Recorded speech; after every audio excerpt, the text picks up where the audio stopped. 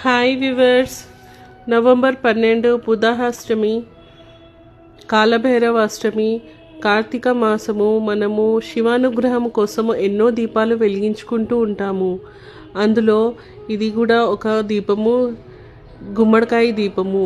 గుమ్మడికాయకి ఇలా పసుపు కుంకుమతోటి అలంకరించుకొని బుధాష్టమి రోజు, కాలభైరవ అష్టమి రోజు మనం ఇలా గుమ్మం ముందు మొత్తము గుమ్మాన్ని అలంకరించుకొని గుమ్మం ముందు ఇట్లా ఒక ప్లేట్లో కళ్ళుప్పు వేసి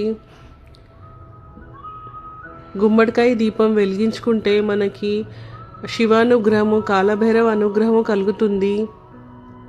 మనకి నరదిష్టి ఉన్న, అప్పు బాధలు ఉన్న, హెల్త్ ఇష్యూస్ ఉన్న, మన పనులు ఏమైనా ఆగిపోయిన, కోట్ల సంబంధమైన ఏమైనా ఇష్యూస్ ఉన్నా అవన్నీ తొలగిపోయి మనకి కాలభైరవ స్వామిది అనుగ్రహం కలుగుతుంది.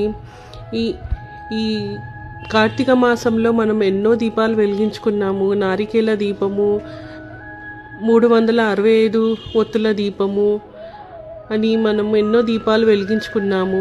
ఉసిరికాయ దీపము. మీరు కార్తీక మాసంలో కాలభైరవ అష్టమి రోజు ఈ గుమ్మడికాయ దీపం వెలిగించుకోండి. శివానుగ్రహం పొందండి. ఓం నమః శివాయ. శ్రీ కాలభైరవాయ నమః.